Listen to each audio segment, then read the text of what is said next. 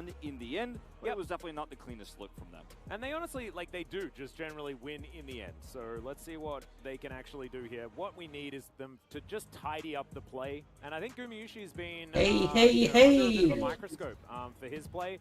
Because, of course, Ruler did indeed put him in his place last time they faced up. Ruler put Prince in his place as well. Oh, is Prince wearing a helmet? What? Especially after his Top Gun ceremony that I completely missed when he first did. It's Prince versus Guma Uzi. Very, very funny. He's back in the studio today, of course, as he has recovered fully from COVID-19. Yep. So he's here, and these stats, you know, you look at the gold until 25. They're showing team stats right now. Yeah. Live Sandbox. Can you play and watch the key video and watch the stream at the same time? Is that actually possible? There's no real reason. Oh, you want me to watch your stream? No. I mean, can you? If you can do both, that would be crazy. But I can like got 2 monitors. Yeah. Oh. 14 and 25, where T1 usually have bigger advantages than Live Sandbox does. But the other screen is the Discord screen. Yeah, I pull this to the other side. 3,000 gold or something like that. That's their sweet spot. Like if you remember back to the Nogari like 0-2 power spike, Live Sandbox have the down 2,000 gold power spike. That's how they play the game. Is hi everyone, and here is Live Sandbox. They're gonna make their way out into Lol Park here as we. He's not wearing a helmet. What are you talking about? I mean, there was a picture of him in the helmet, like lol. As he gets back into Lol Park after having a bit of a week off. You know, it was fun having the little like. Oh shit! Is that boy? Oh, not yet. KT Rolster. You're watching Twitch again? Oh no, I'm watching YouTube now. In that last matchup, that a lot of fans would argue KT could have won all 3 games. Yeah, no, KT won 3 games and lost the series. Yes, that's what they did. And you know, as Dove here, Live Sandbox sponsored by Rocket. What the fuck? We haven't seen T1 Rocket? to utilize topside control like KT did against Live Sandbox. ROCCAT. One angle of attack. I don't know who's that. Rocket used to be an European team. 100% agree. I think this team, certainly Dove as a role player has worked out, but there is certainly weakness there that we saw Rascal really try and leverage. It wasn't to a series victory because the rest of the team sort of got behind Dove, and Dove's team fighting has been fantastic. But I don't think it's you pick up my game audio. Close, no. when it comes down to the top matchup in this series, because the gentleman on the left, oh my god, Faker, ordinarily powerful up there on the top side of the map, and Carrier has become serious mode. Oh god, Faker is staring into my soul. Oh yeah. Oh god, Carrier is staring into my soul. When he was so frustrated, you saw it in his face. It was all over him, and now getting back to business by the looks of things. Again, as I said last week, and I've said many times today, I don't. Gumayusi has not been performing. It's so sad, man. Series, but going the distance, those 3 games, and the 3rd game did feel like it could. Zeus is consistent, but I don't want to make that assumption. Just I didn't like him ever since he replaced Teddy anyway. Yeah, when he replaced Teddy, he and owner carry T1 lah. Now he's fallen off lah. Show us the clean gameplay we saw in spring season. Actually, he got some picks that are pretty good, like the oh my god, look at those stats. They're all not good. Why is it? Why did they pick this one though? We should pick Zeus. This is also their carry, ma. Very low here actually for Gumayusi. So Guma, you know, saying he got kind of destroyed by Ruler. He wants to win tonight to prove that he's 2nd place. I do think that aiming is probably scoffing at the TV a little bit. Like, well, I don't know, you have to beat me again as well, because I think right now, in terms of consistency, there are several 80 what tough shit? Ahead of Gumayusi. Did the caster say something? No. Both Prince and aiming being yeah, if I turn on the audio, you hear it also. Right. To their teams. Ruler, I think, a little bit more similar. I kept it. They're like whispering to me, like. Kimochi. We'll forget about the series earlier. Yeah, let's just try and we'll forget about that one.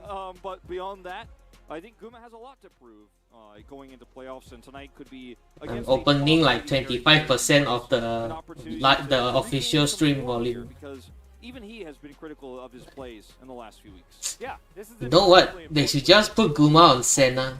moving towards those playoffs. Like, No cap. absolutely. I think that it Guma has on what? a better time. Oh. Like, Senna. up against very difficult When he was playing supportive. playoffs, it does actually help your confidence more if you're able to actually overcome. And both of the teams that they're facing this week, T1 should be able to take down. But I don't know whether they can do so if they are in the form that they were, like you say, against Nongshim. And Live Sandbox get to test that theory now. And it's also on 12-14 as well. And I predicted that T1 were going to win this series largely because I think that 12-14 is almost a direct nerf to Live Sandbox and how they like to play the game, because it will make things a little bit more difficult as they're falling behind in the early game. I'll be honest, I haven't been watching T1's recent games. Are going to be the biggest winners of this patch. They have such a strong macro Kinda meh. control of the early game as I heard it's just the same old. Zeus will carry them. Yeah lah. It's just the same old, same old. Yeah. And he was invited by T1 this evening. So In very Zeus we trust. showing his support. Yeah, love to see it. I wonder who Live Sandbox brought with them today. They brought Prince. Have you seen him? He's Yeah. a celebrity. He's very cool. He's very famous. And he's very actually also actually here as well. They decided not to bring him last week. Didn't really want to. This time around, managed to bring in 80 carry. So all 5 members of both teams actually here, ready to duke it out. We did see though that Prince played amazingly when he was playing from home. We've seen this happen. Just actually go a few to times pick where bands playing already. From home actually performs very, very well. Keen also had his moment. Carrier. He was playing from home. I think Gonna that carry that pressure fat is there really spot lane. Yeah, a little bit. I am so looking forward to this series, Atlas, because I don't like to draw conclusions usually from last week of regular season when the matches don't matter, quote unquote. But with how T1's last few Look games at look Pope. a little bit shaky, fan pressure is at an all-time high. I think there's a lot to prove here for T1, for these players, and for Polt, and for the organization. This would be such a huge win going to that Dom 1. Look at Polt's book. Polt's book is so small. Polt doesn't even have a handbook. Bolstered up in what should be T1's. I see other coaches, their books are bigger than his. It'd be like, just let you guys pick the The other coaches have the exercise book. and the big ass. Look at Live Sandbox. Look, that's a proper book, man. And then we're going to be all absolutely fine. Draven going to be the first ban though. Hope be like, I don't need no I'll be like, notes. I'm just a stand coach. Also banned as well, which is actually quite curious to me, as Callista does go away. Yeah, I think taking away Callista is very smart here, especially when you consider the Draven and Lucian into it. But this also does make Zeri very strong here, and we'll probably have to see a Yuumi ban now from T1. There it is. So pretty much. Kalista, oh no. Also Wukong? taken away from Wukong or Zeri. Zeri? Can have a little bit more safety and stability in that lane. Oh, Noe once again Sivir. picking up this Ugh. lead, which has been such a big power pick for him since its rise to popularity on 12-13. Yeah. So Sivir's going to be locked in, but there's People, Silas left they to like go. Sivir There's more than Faker Zeri. there as well. Of course, picking his ear into a potential. Hey, Lucian, definitely do dangerous, it. Yeah. But still, a lot of big. I games dare you. now I double dare you. for T1 to take their choice of. I think Zeri is going to be another one that, as Guma here, you feel priced into picking. Ooh, But picking the Azir into the Sylas, risky pick. It's also closer's Sylas, and he has had some phenomenal performances on that champion. Don't like picking the Azir just here. Yeah, I because- think Lulu. would be fine. Yeah, Lulu Zeri is totally fine. I think you don't necessarily need to lock Lulu away, but T1 making a statement here, putting Faker on his Azir. Now, it is Faker, one of the most storied Azir players of all time, if not the most storied Azir player of all time. And you put him in this position, you have some power in lane. Wukong, just pick Sustain Wukong, man. moves in lane that actually makes Sylas a little bit weaker, actually in the laning phase here against This is a Azir. no-brainer. More aggressively, harass the Sylas better. With some of the changes that we did have to true. the sustain rune, so Oh! argument to be made there. Whoa! He says he just wants to play the Ari again. What the heck? Very duo. Very Live Sandbox. Very, very Live Sandbox. That's what I was going to say next. And it's not the Silas. The Silas is No way, man. just a little bit, They picked like the two worst champions they could have picked. 12-14, largely more about lane, and it kind of makes some sense here, as the very obvious Zeri pick will be locked in. The Lulu Zeri has been very powerful, and Yeah, it better win before 30 minutes or some shit. Ban away things for Kale. I actually am very interested as to like why he didn't lock away his Renata that he's been so good at. But didn't want to T1 can still pick Wukong. The Ahri is so strong. T1 can pick Wukong. Junglers, so they wanted to do that. And Sandbox needs to ban that shit. Renata here in this case. Now, by the way, we do have to shout out the Ornn ban. It is Dove's best champion. He is undefeated on this champion. He is 7-0 on it, and so you just do not want to be facing that one. That one was definitely going away no matter what in the second phase. But yeah, I think Liv Sandbox have a tightly packed. Why Renekton? What? Why would you ban Renekton? I think doesn't feel so bad. Was just Renekton that good? Game in general, elsewise. Yeah, the on ban is actually kind of curious, just because I thought that they might just go for like the Tahm Kench Renata that we've seen so many times if there isn't a support locked in. The Leona will be what they decide to take away, and if you don't ban Wukong, you're griefing, man. Anyone understand that Liv Sandbox want Kale on a engaged support of some kind? They're going to take away a decent one here. Leona has been up in priority recently. Yeah, Rakan still available, the Nautilus still available, and it's just more for that kind of dive in. Xin Zhao, what? Taking away owner's Xin Zhao, I think is very smart, works extremely well with the Lulu, and we've seen the power of owner on this pick. He was playing it before everybody else. Yo! Kind of a niche jungle pick here in the LCK, but he has been by far the best player of it. The Sejuani will be the choice here. And what? no They're putting Zeus on Sejuani. Sejuani. In this draft, there's just no real worry for this. It's a pretty safe blind pick. Like Sejuani is like the last thing I would imagine Zeus wanting to play. Really wondering what this jungle pick is going to be here for T1, because it's going to really link things together, as Lee Sin is still up, and it's definitely a power pick that we could see come through. There's the Nautilus, and Gragas, it's not a powerful pick into this matchup, but it is one that is very difficult to lose. And I think that's kind of the MO here for Dove, is just sit back, have some extra engagement. Not is always good. Plus Sivir damage is a good combination for Liv Sandbox style gameplay. Well, speaking of Liv Sandbox style, they are going to go for the engaged support like we were talking about. The Nautilus is going to be locked in. Who's left? It does have obvious advantages. Wukong is still open. Owner should pick Lee Sin or Wukong. To avoid. So certainly a good call there. Carrier going to think about owner's pickup, and you'd assume that it's going to be the Lee Sin, but Pantheon has certainly been doing the rounds, and it will be locked in. Yeah. A Pantheon this patch has, I mean, I know I do apologize for us telling everyone the patch notes repeatedly, because I know a lot of you guys watch other regions, but not everybody does. But Pantheon does more damage to jungle camps on this patch, so it's a significant buff he's received. Allows him to clear faster, makes him relevant in the jungle again. But here's the thing, it's like Pantheon jungle is like those Shen junglers.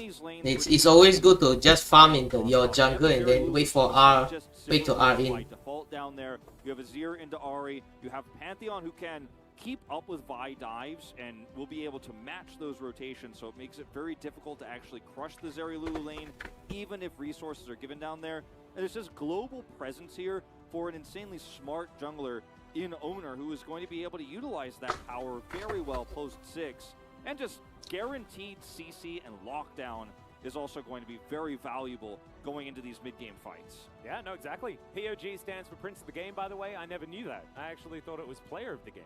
So, pretty cool that he has... Yeah, today I learned. Yeah, the entire title dedicated to him, and I'm glad that the educational fan signs are coming out. That is a very interesting drawing. Yeah, it's a whirlwind of T1 coming at him. Absolutely amazing. It's like the Tasmanian Devil from Looney Tunes. She hasn't really made a statement of which side she's on. She just wants a really good game. Yeah. I actually understood that. Because the gem part, Clear Gem literally translates to honey fun, but it's usually just a term that means something that's really awesome or really fun, really enjoyable. Yeah, I remember Honey Gem. I was taught at the LCK for one random line in a show that we did a couple of years ago. It's one of those things that's difficult to translate, but once you hear it once, you just, even if you don't speak Korean, like if you're a foreign fan watching at home, you kind of don't forget because Honey Fun sounds so unusual in, in English. So, yep, lots of fans here tonight for this really critical matchup, match of the week. And these one two drafts, of many. Yeah. These two drafts colliding in such a way that I think it is going to be a very, I don't think either team wins the draft harder by any means. If we're talking about which teams are feeling more comfortable, I definitely feel that the answer is Live Sandbox. They have a draft. What's going on? Exactly what they want. It's just waiting for the game to start. Engage, damage spike, early mid. Who got problem right now? I can't believe Wukong made it through the whole draft pick ban and no one picked it or banned him. What the fuck? In terms of Maybe Wukong got nerfed or something. I give the edge to Live Sandbox. What? However, I think on the sustain patch with the Lulu Zeri, Owner pick Pantheon. to get through the early game fairly easily. Faker's on Azir, so as long as he positions well against the Ahri. Did you win your game? no pressure Oh there. shit. And I'm with still the playing. Drakes, even though arguably Live Oh, Sandbox is baby. chuck buff to Drake's health and their individual values, I think that Live Sandbox's comp, even though it's very strong at fighting, won't necessarily get that value early on because it's hard to... Wait, is it another maintenance break? Yeah. Oh, why is it so long? And there has been What a you mean? little bit of a rune issue. Oh, there's a rune issue. There's always an issue with T1's game, like what? Back into it. So it's been a while since we've had the old rune bug. Yeah, But, welcome back, I guess. we've had those pauses at the beginning of the game to make sure that it doesn't happen anymore, and it actually hasn't happened since we implemented that until today, but hey, the system is working, Atlas. Exactly. I do want to talk about the comps again just a little bit, just because the scaling question that we always have with these Sivir versus Zeri drafts, tried to say both of the 80 carries at the same time, is often about like which one of these is going to be the better late game carry. And it's so conditional, especially for both of these champions. It's very, very interesting to think about how it's going to go, because it's all about whether Live Sandbox can actually get the 5v5s that they're looking for with the amount of ricochet value that you can get if your opponent is grouped up. Yeah. But T1 have a lot of opportunities to scatter Live Sandbox and to scatter themselves, not necessarily be all in the one place. And so I think things like the Pantheon could make the Sivir's life very, very difficult, even if she does have the spell shield for his stun. My big boon for T1 in that kind of regard is that they have way better skirmishing, because their jungler has just guaranteed setup CC the same way that Vi does, but can use it very effectively to turn fights, because he can, of course, ult in, then stun somebody, then put up his shield, block a lot of damage, and then help turn a skirmish with Azir then rotating in, getting an Emperor's Divide. And if the Zeri or the Azir get fed early because Live Sandbox are trying to force a fight, as they often do, to a fault, then I think there's a lot of defensive options in the Pantheon and the Azir that allow T1 to actually potentially have an early Zeri moment, let's just say, and then run away with the game. So I don't think the fights will necessarily be even, and taking fights on Live Sandbox's terms is something that they've found so much success with, but it might actually be ill-advised this time around, especially around, you know, the first few objectives and trying to steal away blue buff and stuff like that. The thing that I'm going to find, like, that I'm going to be very interested in, as Fest craning their necks to get into the shot. Very, very cute. Look, they are not starting yet, you can finish your game. Because I think that T1 probably want to fight a little bit early with the fact that they have a lot of lane control, you could say. Even the Sejuani is able to lane quite effectively there towards the top side. Gragas is not necessarily the biggest of a hindrance, plus it's Zeus versus Dove, which is largely the reason. Yeah, Lulu, Zeri bottom, and you've got the Azir mid. Yeah, Faker on that Azir is certainly going to have a lot of push. So being able to play around Ona with all of that extra aggression, they might be able to threaten for both of those objectives. And we haven't actually seen that happen yet, as wow, that was the immediate sit down. Oh no, I'm in the shot, I'm ruining everything! Yeah, I think that right now, but if you have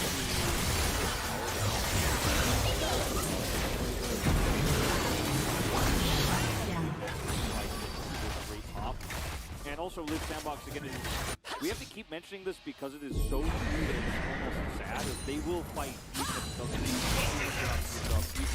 their composition has to be biggest strength at that moment. So yeah, there is definitely a world I could see where T1 forces a break fight, win it, and it goes straight to heralding and getting both. We'll have to wait to see what happens in reality. We'll see if Faker gets OMG tonight. Also, Spell Shield versus Pantheon could be the same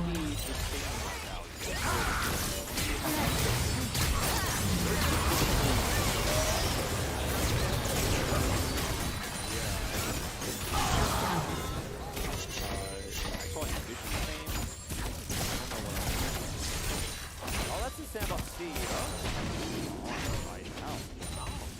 very, very cool. Well, maybe. You never know. Maybe it's adding extra pressure. You know, you've got the athlete in the audience on the T1 side, and we were asking who Live Sandbox brought. Well, they brought a famous YouTuber as well. It's Dottie. Their CEO. So I guess, you know, they're doing their best to try. Every game is a jungle gap today. Towards the back as well, so there's a lot going on. Yeah. Apparently the YouTuber is a Minecraft god. Yeah, he's very famous. I believe Sandbox is creator as well. Just playing the old day right now when there's an update coming. Yeah, what? He got picked and then he picked Udyr and then he blamed me. Like, bro, not my problem, your shit. We've talked about this before, but people do ask me a lot why they called Sandbox. That's why. A Freaker and what they sort of did, or is it less streaming platform, more videos? I guess, yeah, it's more videos, but they also do live streaming and stuff like that. Freaka, for those who is also a massive streaming platform here in Korea. They are sponsored by Congress now.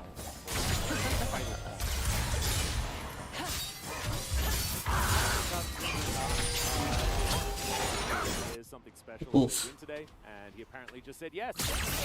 What's going on with the T1 game? Not so damn They long. said there was a rune issue. Oh, so that means they repick everything.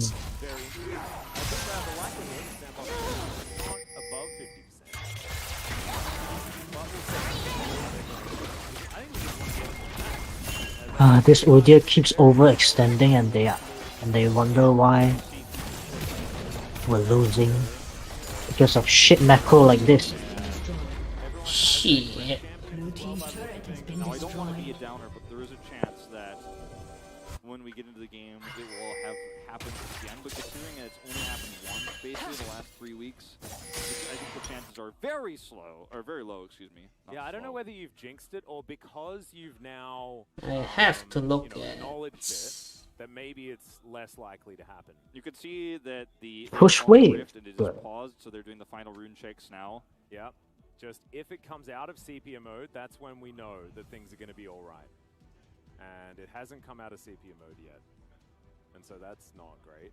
I think we're just making sure that we're completely is. Here we are. Let's have a look at these drafts again, Wolf. Yep. So. Oh, it finally started. Here, dive composition, pick composition here for Live Sandbox. Tons of CC and engage. They say Closer is an assassin player, but he doesn't play Ahri like an assassin. Do a lot of damage early. They have the global in the Pantheon and great ults here for engage as well. Yep. Short, sweet, and to the point, Wolf. Let's get into game number 1. Ahri's not really an assassin. She is.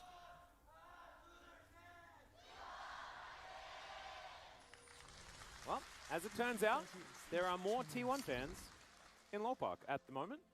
We are also on T1's side, I guess. I always do need to say the caveat. Yeah. Is they are just closer, and so it might just sound louder to me. But let's see whether T1 are going to be able to make this Pantheon work. For the first time in the jungle that we've seen on this patch, the only real change was the fact that the Q now does more damage to monsters. Yeah. But it's a pick that we've seen elsewhere, as well as, you know, in solo queue for a long time, that you can just pick up in the jungle. We did see it in support, I think. Yeah, Keria played it, I believe. And we saw Pyke versus a Pantheon in the bottom lane of supports. So really cool tech that we saw there in the LCK. It's a very awesome pick, I think, for me Isn't- because yeah. it reminds me of the 2021. We saw the early parts where it was a lot of squishy AP jungles versus Pantheon, and we actually had like hard jungle counter picks back then, and Pantheon was one of those strong picks you could have to actually just 1v1 the jungle and take a bunch of camps away and start snowballing the game when you hit level 6. I don't think it'll be played quite like that this time around, as he is laning or jungling into the Vi from Croco here, our resident Vi expert.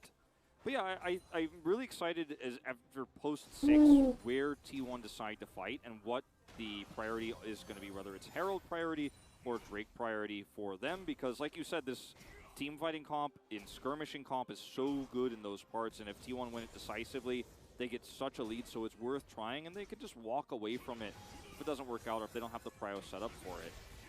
I'm interested in this ward, Wolf, because I think Faker might have been trying to get it into the Raptor pit. Yeah. That did not. But now he knows if Croco is walking around through that little sliver right there. Yeah, that's true.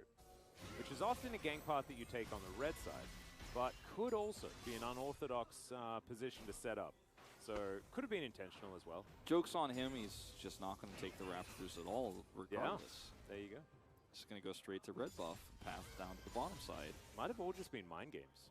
Not entirely sure. I don't like to just first assume that a mistake has been made, because sometimes I just don't have a brain that big, you know? Yeah, I think in this case he definitely wanted it to be in the Raptor camp. You know, I think your first instinct is correct, but you know, I did think of some alternate ways that this could be valuable and kind of. In terms of this laning phase here, the observers are showcasing that Faker took first strike and Yo, Zeus is winning. What? On Johnny. Doug he's just gonna have a drink. He's gonna walk it off. It'll be fine. As you can see, walking in a relatively straight line, so I think he's doing all right. Owner's like, if at first my teammate can't get the job done, can't do anything right, I'll just do it myself. Gets on over there, does manage to put that one down. It's been almost 2 years since we've seen the Pantheon jungle. It was Canyon.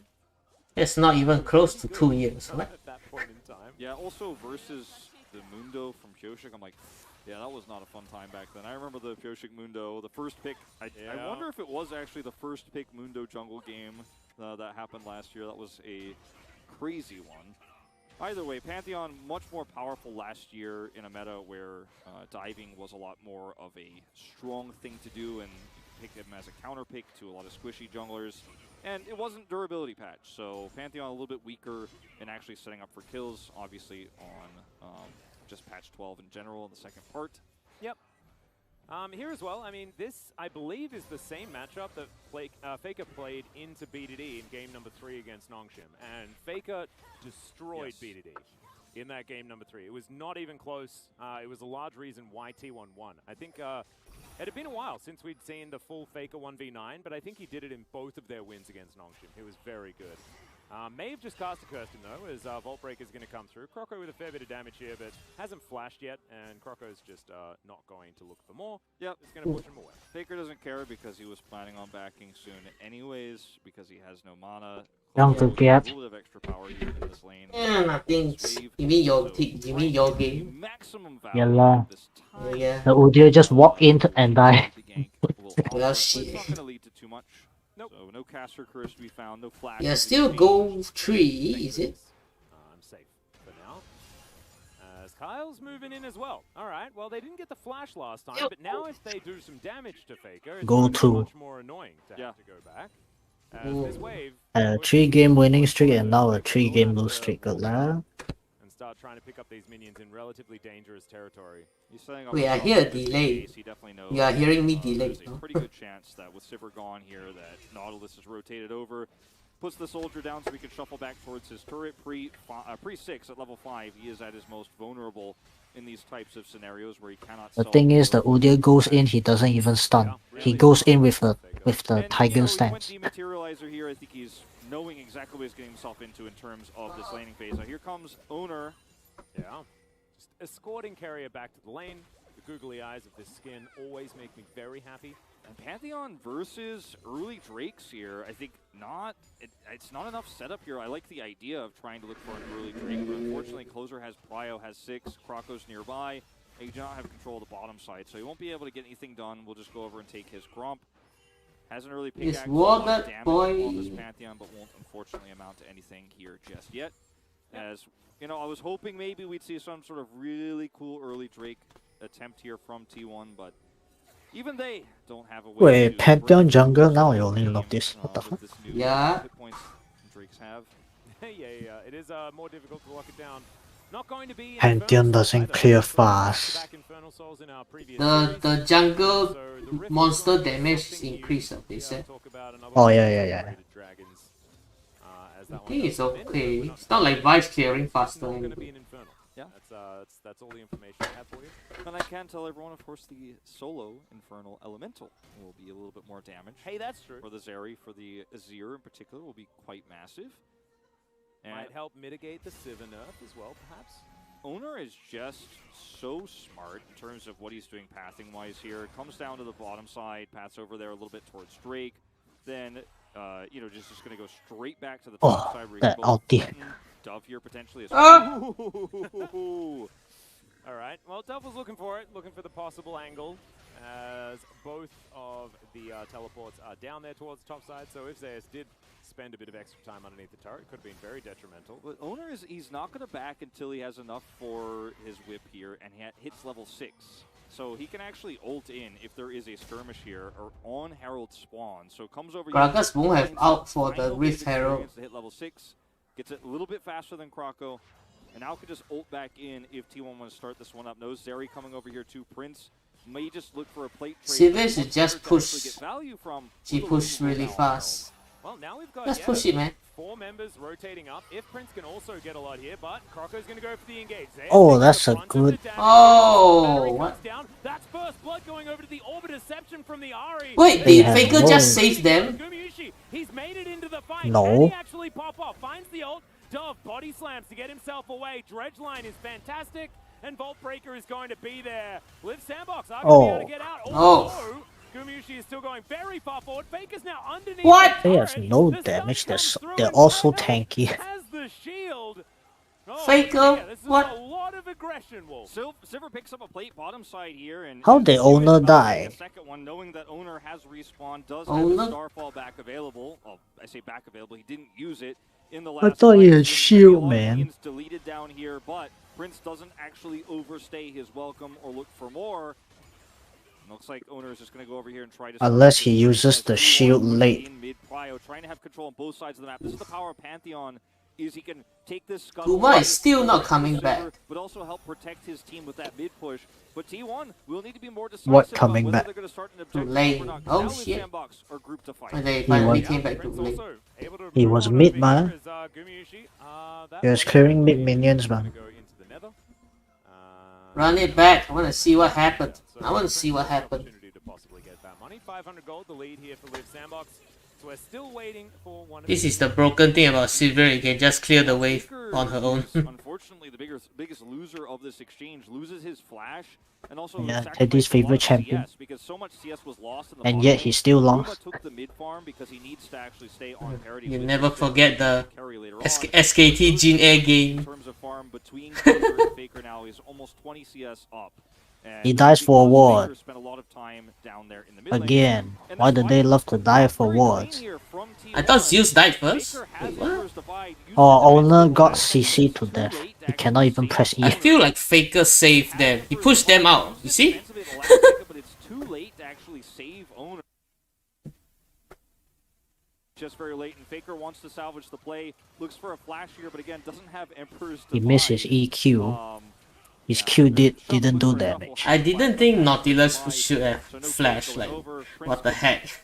He should just run away. And T1 significantly behind in this early game now.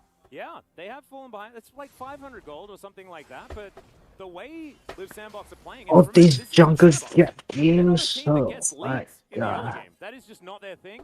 They've had a lead for the majority of the time, as T1 do finally eclipse them by just a few hundred gold. Look at them. They are all at Rift Herald That's again. good news if you're a Live Sandbox fan, because this is not a position that they usually... Yeah, T1 is a Rift Hero team, man. But that He first used it to objective fight is going to be the really extend important leads. Sivir is just like Herald nor the first Drake taken by either of these teams. Live Sandbox grouped up here for that set. And then the does have his ultimate and goes available. Gumo UC is just gonna steal Faker's farm. This fight is going to be such a pivotal one. Well, Zeus, he's booking it, running real fast towards this fight now as the Orbit Deception does a little bit of damage. It looks like Ona won't be able to get over here. He's slowed down. There's the cast. Dredgeline doesn't quite hit the mark as now they're gonna try He and is go in on the CC'd to Pantheon, who death does so much again. damage. He's been tanking Oh, at least he forever. killed Levi is the going to be Vi. traded. Zeus now just walking it out as Prince is on the wrong Oh, side bruh. of the charm. Uma. Hook is going to land, but the Emperor's Divide is just amazing. He went- Not enough to save Gumayushi, and now Closer is looking Faker, to no. this one up. Prince is gonna grab it with the Guma, what was that? win another fight. He go in without the Lulu. Unfortunately, Dove is the one who holds the eye, so they can't drop it down. He went in just straight to now. a charm. Good Oh, I luck. need to see the chat reactions. Oh god. Lane swap here that's actually turning it Everybody into be like, oh, I'm the best ADC. I'm the best. By Blue Sandbox as the Herald's in the Gragas' hands right now. But this fight It started out real well actually. slow and Yalla, and then Guma fucking trolled it. the ult coming out from Sejuani, they're like, okay, well now we can turn on this fight. Owner absorbs all of the peel here. And unfortunately, this is not enough damage. Faker finally comes over, has him as Emperor's Divide, but it's not going to be high value here, as unfortunately Guma is just out of the fight. You can see the Herald is actually just Oh, the one time I want to play Yone, they banned it. What? From that Herald, I'm right there with them because he's been playing absolutely amazing. What, you went into another game? 3-0-1 on this Ari and holds the charm. Yes. It's like he read Gumayushi like a You book. read him so well, and also they gave Prince the kill in that last part of the exchange. So, you know, give him a little bit back in the mid lane. So plate gold in bottom and in mid. A Fed I feel like Faker's outs have been saving Sleep Sandbox T1 more than providing up hurting more than they them. do in that last fight. And once again, this Pantheon pick not working out just yet for T1. Its biggest strength at this stage in the game is its survivability and its ability to turn fights with its ultimate. Like the Pantheon, Faker's ults his ultimate were okay if Guma didn't die so quickly. Starfall can turn a fight, but if you're just walking in as Pantheon, why Look should you at Zeus, man. He's just being a menace. He absorbs the wild growth so that Guma can't. Oh, he's gonna dive. Oh, the man is a menace. But closes over here. The Everfrost is fantastic. Cast is just Oh, gonna he pick is. Oh Yeah. god. And Croco will get in here. Zeus just debated the whole team. What is wrong with the top two teams today? They're both playing like trash.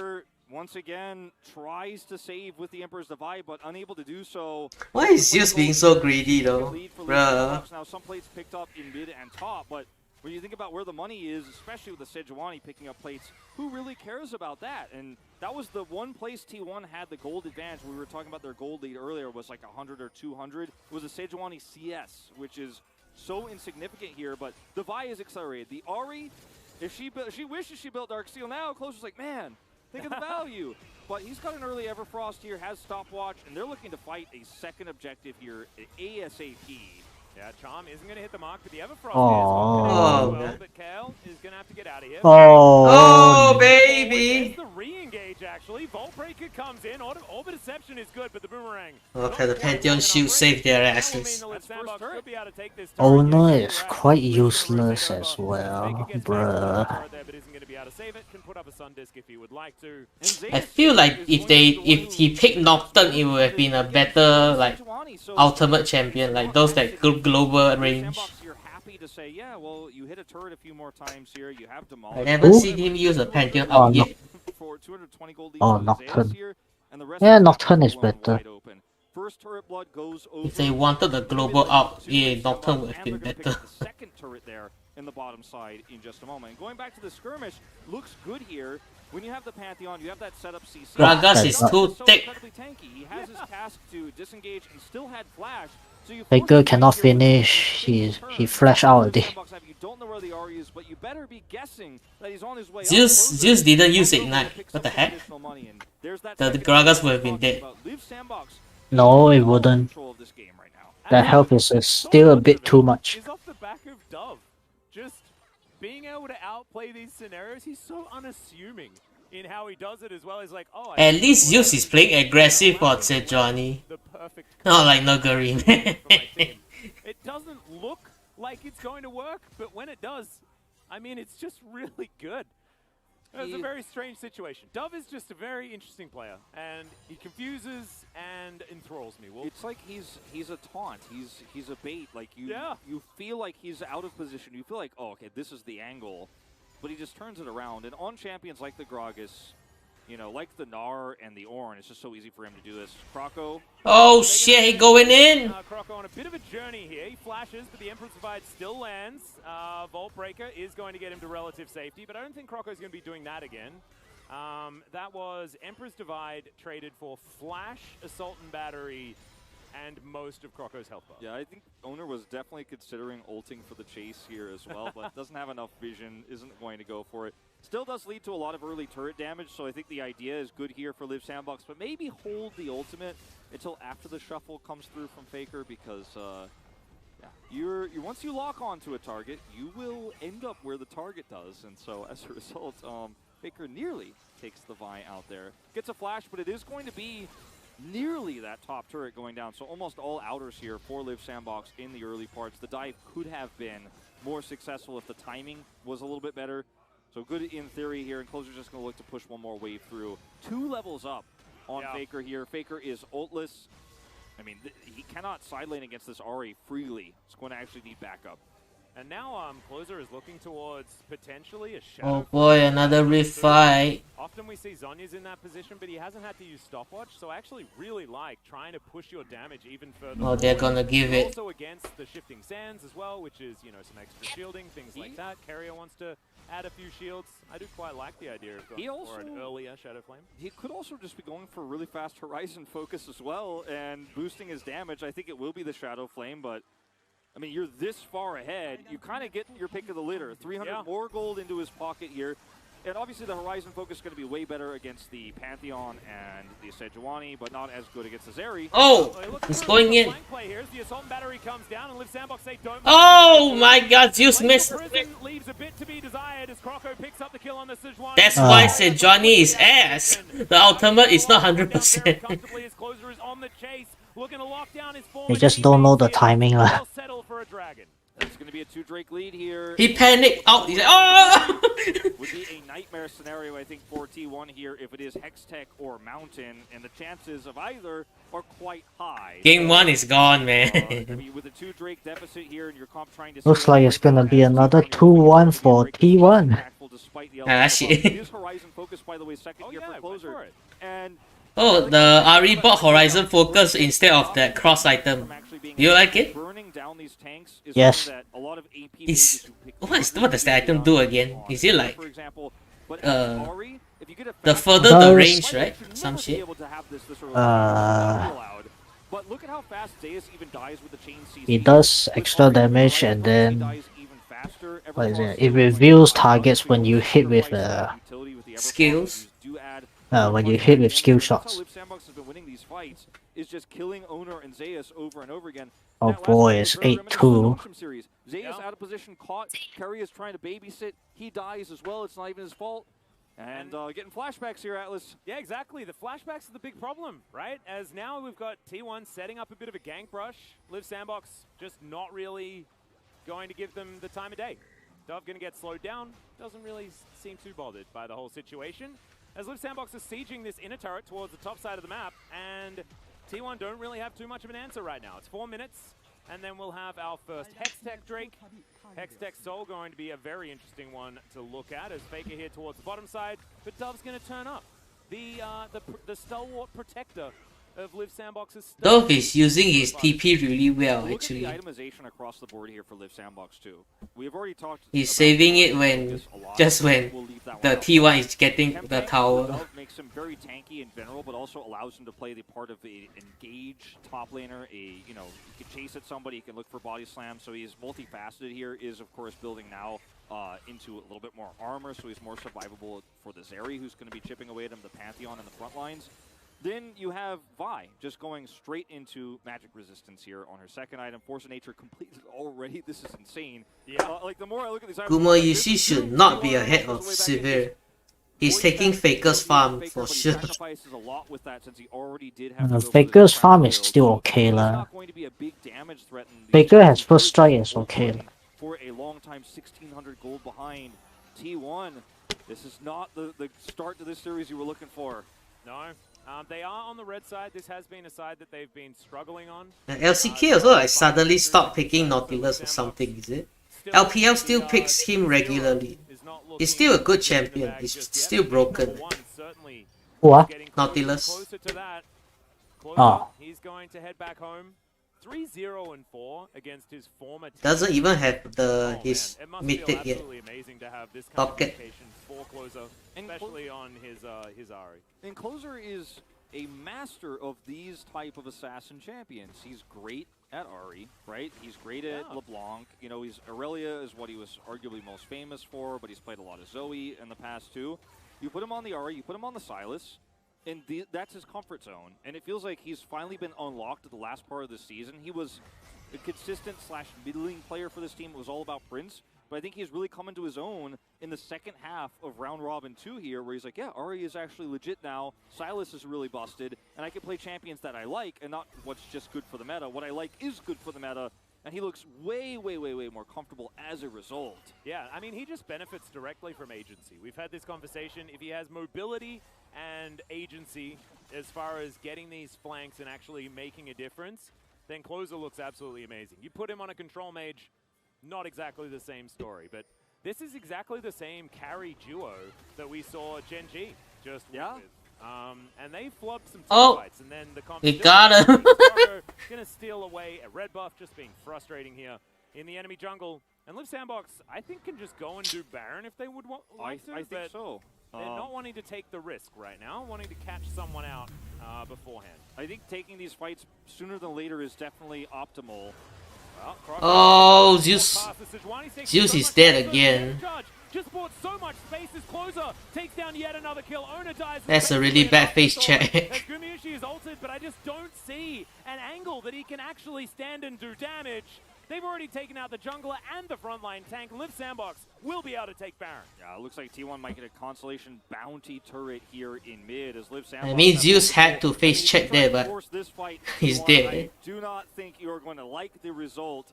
As look at where Guma is. He's trying to find a way, trying to find an angle to get Gromps, or rather Crux, on the blue side here. He's just so starved for money. It's not safe to be in the mid lane with the rest of the team on Baron.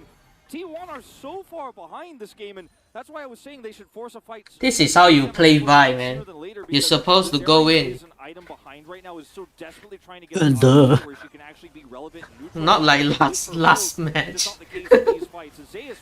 This is how you're supposed to play Vi.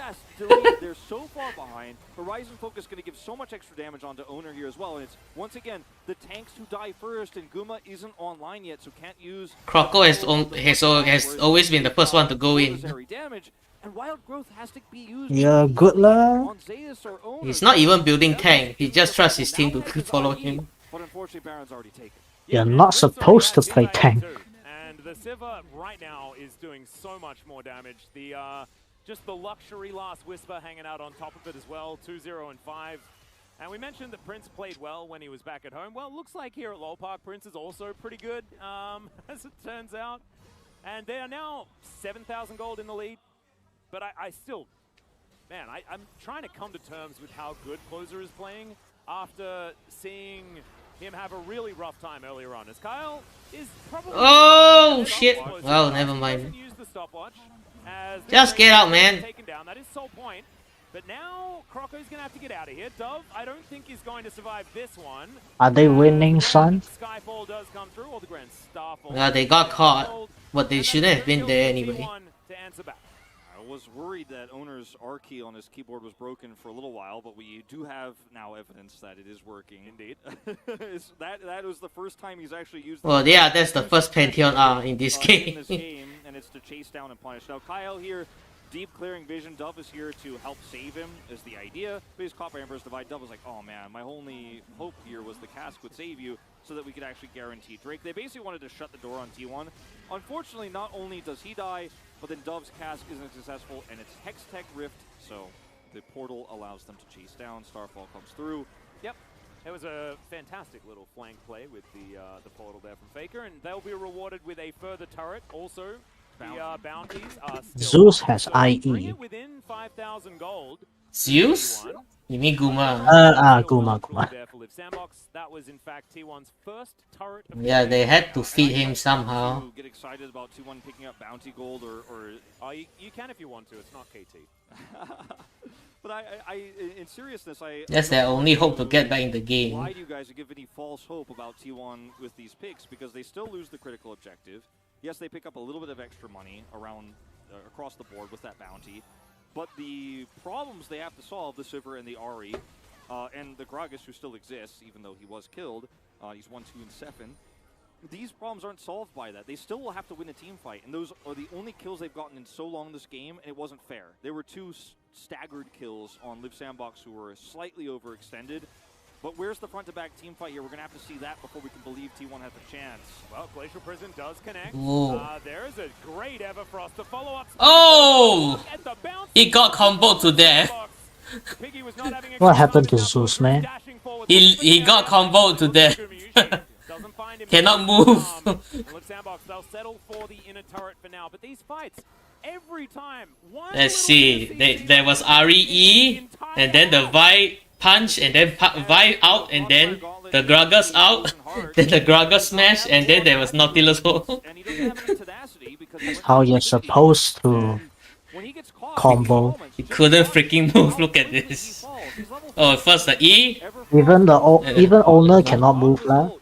Doesn't matter if he has wild growth. They can just use all of their tools to kill him because without a front line, T1's composition cannot function. If Closer hit one more E, it was another kill, man. Whoever is in my charm range, and he dashes forward, he darts into the team fight. T1 can't fight without Zeus, but if Zeus is caught, he's dead, and then they can't fight without him because he's gone. So it's a lose-lose situation, right? Like, Zeus has to tank, but he needs to be tanking a little bit more carefully. And I think as T1, you have to be willing to just hope for the late game now and stop trying to defend these turrets, because it's a lose-lose game at this point. And also, how are you supposed to, like, Zeus is not go tanky, into man. engage if Zeus goes in? Because if your tank is getting hit by Prince, then Prince is just ricocheting all this damage. And if Faker and Gumayushi are standing next to the Sejuani, they just take half of their health bar in a matter of seconds. It's really, really hard to navigate how this fight is supposed to look for T1, but they've experimented with this. Let's try and hit some CC and hope that we can lock down a target, and it hasn't worked out. We need to see something else. Yeah. As Prince was backing on... Oh. What? He is going to be able to spell shield the ulti, though.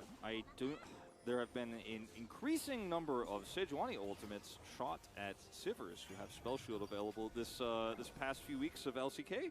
Yeah. Usually don't like to see that. Hey, he's got it upgraded once, not the longest cooldown ever. Well, Croco's Oh! going to go for Vi is going balls deep. onto Gumayushi, who's trying to get out of there, and immediately Closer is polymorphed. Oh no, he's dead. Guma got hooked. Oh shit. Faker's dead. Oh. The Nautilus Vi combo is really OP, man. I think Vi flashed out somebody. I think it was Guma. They let them have it, and yeah, there are some really good... Croco doesn't give a shit, man. Very good scaling. They have some good skirmishing power, but they never got to show it. They never got to use it. They fell behind to Closer early, and it's lights out. Yeah, these Nexus turrets gonna be next on the menu. He's dead.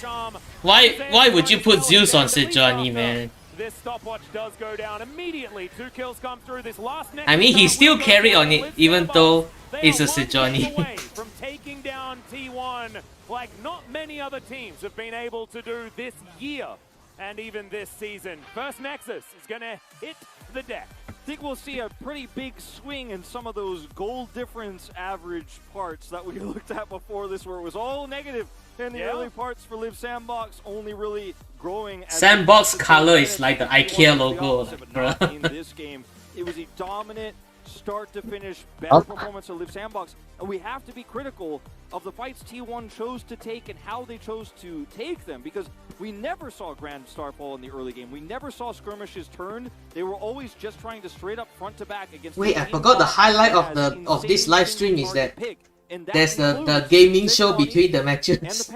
That's the good shit. Better than the games. on the AD carry. It was never used to try to set up for Faker. It was only used on tanks that were deleted instantly. I think the smartest choice Liv Sandbox made this game was pivoting. I think they were considering... Wow, turns out the way to counter like hard tanks is hard CC. Who knew? Keep catching the owner in the front line. We burst down these tanks. Their team comp can't function anymore. And they took the lead and snowballed it so hard. This is one of the best games of Liv Sandbox we've seen. When they get a lead, don't drop the ball. They don't make mistakes. They're just oppressive. And look at that gold graph. We very rarely see that. Yeah, and look at the difference between Prince and Gumayusi this game. This really does show that Sivir is starting to massively get ahead of the Zeri in a lot of these matchups. And I think that she will need to be respected in the next draft. Or feels bad. I don't know. I don't know how to feel about Sivir getting this much power. Sivir is one of my favorite ADCs. We'll see whether they'll be able to bring us to a game number 3. Meta right now. All of us won. We're going to go to a short break, and when we get back, it is the analytical carpet space with the boys. See you there. Oh, I gotta pee. Wait, I can't pee.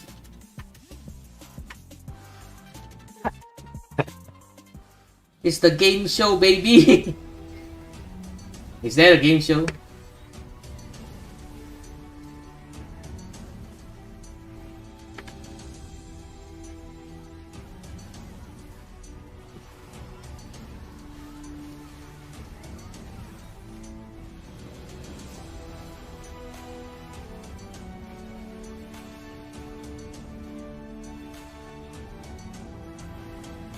This is a good Vi. This is a very good Vi game.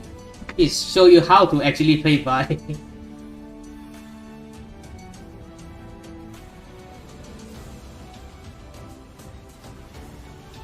I want to see that last flash out from Violet, from Croco.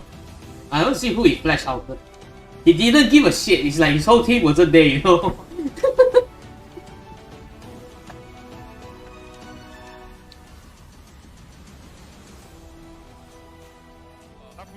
Look at this boy. Oh, Guma Blank off, fuck. Bruh. Oh, he still got hooked, like, bro.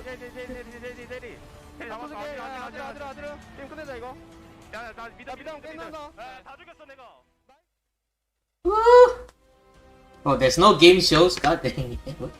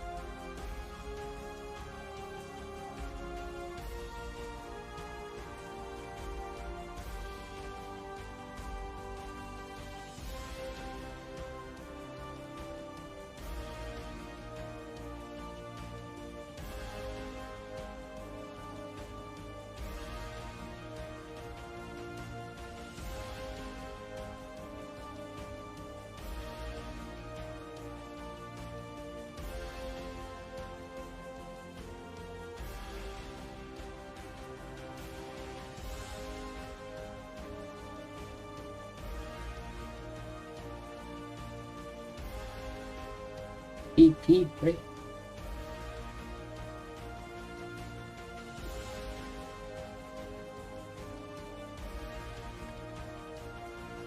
I might actually go pee.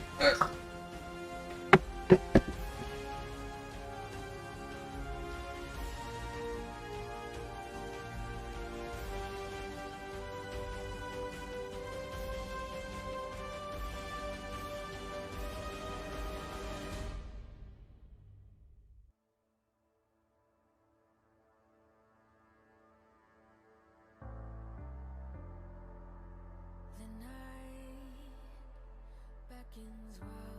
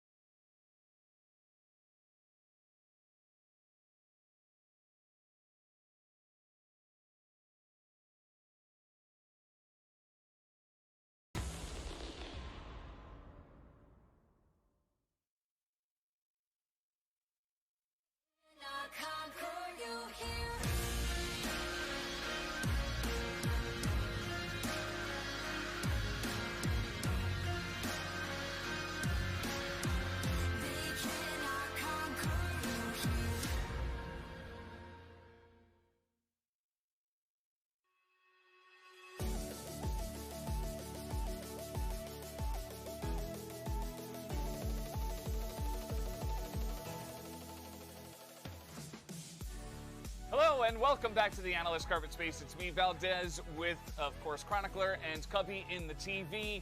And that was a Live Sandbox stomp. I think the biggest stomp that we've had today. And Gen G was playing today against Fred Brion. And yet Live Sandbox looked like they were miles ahead of T1. So break it down, guys. How was this able to happen? Chronicler, what do you think? As it turns out, it doesn't matter which of the Civerzeri handshake you get, because the other marksmen ain't playing the game. Because every single time we get Vi Ahri whenever it's open, because we were actually expecting the Silas, because it is one of the best picks for closer, looks incredible on it every single time. But this is the most, the Cos has mentioned well, the most Live Sandbox of comps, and they play it out to perfection.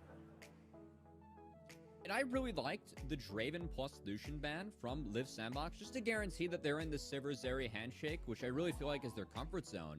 And then the curious thing to me is that Sejuani on 4. Because to me, like, if I'm T1 playing on red side, I'm like, wow, Zeus gets free counter pick. We're playing in the Dove, that's a winning strategy. They deny the Sejuani from Dove. And then pair it with a Pantheon, which isn't great in the vibe. You can't attack the Sej lane and don't really go there until post 7. So I was a little bit not thrilled with that part of the draft from T1, but I think the identity for Live Sandbox, having Vi, Ahri into Lulu, Azir, Zeri, that feels so good coming out of the first phase of draft, and it was really well done by Live Sandbox. Yeah, I think they piloted it really well right from the get-go, and it is right down Live Sandbox's alley, right? This is kind of what they want to do. They want to go all in like this, and they put Closer and their guys, of course, Kroko on the Vi on huge comfort for them, and it worked out very well, very well. So we can get into the first highlight, which was this Herald fight that we did have. And Cubby, you said you had a lot of thoughts about this this fighter on the Herald. I mean, I had a lot of thoughts because this is the second fight. Like, Live Sandbox won a 4v5 here first and got Prince free gold. And now Prince is back. I believe he has a Kraken Slayer at this point, and Gumayusi does not have his finished Mythic. And LSB are able to take the second fight, take the Herald, and walk out okay. And by now, I mean, they already have Prince ahead. That's the most important part of the comp for them. And, like, the fact that Closer Prince gets to walk forward now with a lead for the rest of the game is huge. In addition to that, personally, KL has played the Engage report so well over the course of the last few weeks, and it really ties into, you can maybe dodge Kroko, maybe Kroko and Closer, but like between Kroko, Closer, and KL, at some point something's got to give, and that's kind of the flow of every fight that we see. Sandbox are just so decisive, and when they pick off weaker teams, you're like, okay, it's KT, but now it's happening to T1 as well. Yeah, it kind of feels like they're climbing a ladder, right? Even just the way that their schedule has worked out, like slowly they've just gotten better and better, and now they're taking out bigger and bigger names. And that was the first fight on the Herald. Let's take a look at later on in the game. This was about 29 minutes in, and already Live Sandbox had a pretty huge lead in this one. Cubby, what did you think about this fight? Well, what Chronicler was saying earlier about the enemy marksman not being able to play the game, we get to see it here as it is a point-and-click Vyar, a point-and-click Naudar into a beautiful dredge line from Kyle that wraps this one up. And I think for T1, like in the first phase of draft, they weren't able to deal with the Vyari, and I think the answers that they had later on just were not there. And in addition to that, I think T1 is also showing that they're not on good form right now because, yes, Zeus died many a time, and I think Zeus is not playing as well as he has previously, but also T1 looks strangely indecisive in those moments where, like, they're still extending a ton of cooldowns and killing the Sejuani, and then the rest of the team is or there or they're not in a great position, and, like, I think the T1 of Spring would have done, okay, like, they've thrown 5 ultimates into Sej, go in. And there just doesn't seem to be that fire, that drive, that unity for T1 right now. Yeah, I mean, I'm glad you mentioned the Sejuani thing because I was saying it over and over during the game. I'm like, they're just going all in on the Piggy every single time, and she's just dying for nothing. And obviously from behind is kind of hard to get value, but they could have done it, you know, 4 or so fights before because that's the way it was being played out over and over. Guys, we do have the POG ready to go. Let's see who just pick it up here. It will be Closer. Not a big surprise here on this Ahri. Yeah, I was very torn between Closer and KL because I actually think KL's mid and late game was exceptional, but Closer's impact in these early fights is too big, and With the Ari as well, there is such a barrier that you need to kind of cross. Otherwise, the champion just doesn't do that much. And it's a beauty to witness here. Like, hits incredibly key charms. And Closer performing against T1 specifically due to the history is always extra cool for me. I also really like what Wolf was talking about during the cast, the fact that this has been the identity for Live Sandbox from the beginning of this season. It's playing these aggressive mids, the likes of Silas, Zoe, a lot of Ari as well from Closer. And the fact that the meta has just gotten more and more into the wheelhouse of Live Sandbox, we've seen them really take that and run with it. Because it feels like they're playing this no matter what the meta is. It's just what is best for their team. The fact that the meta is now in their wheelhouse makes them a real threat for playoffs. Yeah, everything is firing on all cylinders for the side of Liv Sandbox. Let's see if they can keep it up, or will T1 return to form here in this series? Back to the casters for Game 2. Thank you so much, Valdez and the boys. Really glad Martin Freeman showed up. Absolutely fantastic. I loved the random Dove vote, Wolf. I was a big fan. I felt like he actually had a really good game. Yeah, I mean, he absorbed a lot of the pressure. I thought Kroko had a good game too, and I mean, the crazy thing about this conversation we're having about Closer, as T1 will pick blue side, shocker, like you mentioned, he was the one behind Faker, but he was only used during that 2021 year of play with the massive T1 roster when it was not a control mage meta, or when they wanted to put him on an assassin type pick. And Faker is the kind of opposite type of player, right? He likes the control mages. He's fantastic on it. He's very good at assassin champs as well. But it felt like Closer, okay, he's the stronger player at that role. That's what he'll be used for. Ended up being that, you know, having the versatility and having Faker as a shot caller and a lot of we are playing Nico, right? Get phased out of the roster, but still, it does feel like it's so interesting to watch Ari for Closer versus Faker's Azir. The shit ban pick is starting right now. These fights, and he's doing what he was It's gonna be a disaster. Trained to do for T1, but he was on the bench. Just now, he give revenge against his old Zeus squad here. anything that he can carry on. Yeah, just it's all Literally so anything. based on But Sir the Johnny, man. series. What? It's like it's a script that we have in front of us, but No, Sir Johnny is OP beautiful play pick. from It the is. sandbox. Yeah! Played fantastically well. T1 going to ban away the Sivir this time. I actually very much enjoy that. I felt like No. their composition after the Sivir got a little bit ahead. There was sort of nothing that they could really do about it. So just banning it away, certainly going to be a decent way of handling the situation. Now we'll see whether the Zeri is going to be looked at now that Sivir is no longer on the table. Kalista going to be taken away first. T1's gonna win blue side and then lose next game on red side and then blame themselves not getting any blue side. On the blue side, So- meaning that Aphelios is probably raising in stock Oh, value. certainly. Now, if Liv Sandbox ban the Aphelios, we'll have 5 AD carry bans Yeah. here in this first phase. Now, Silas's value, I think, also rises quite significantly here with the bans we have, because Whoa. Oh, they ban Lucian. What? Now, Aphelios Sandbox ban Lucian. but Silas controls Nice. Azir, They're idiots. controls Gnar, and you know, despite being really absent from the last draft, I think this might be first picked Silas angle for T1, even though they, like teams like Nongshim, aren't prioritizing it very highly for their mid laner. When you look at the bans here, it seems like the way to go. Now, Wukong... Whoa, similar Wukong case, first pick, It finally. looks like they'll pick him up instead.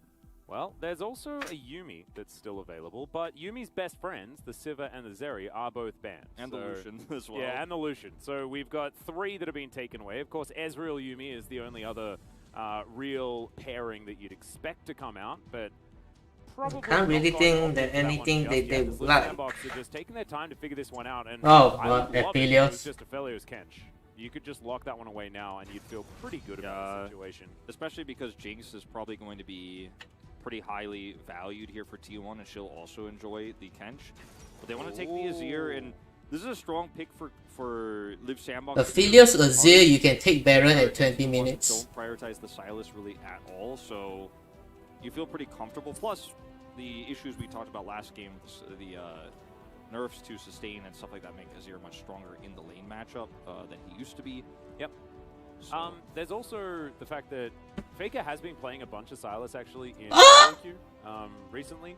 No? It might be Oh my, what? he does opt into it. At least they got Wukong. As well. Well, if you're going to lock At Sejuani least. in this early with Gnar available, with Trundle available, I think the Sylas is almost a must pick at this point.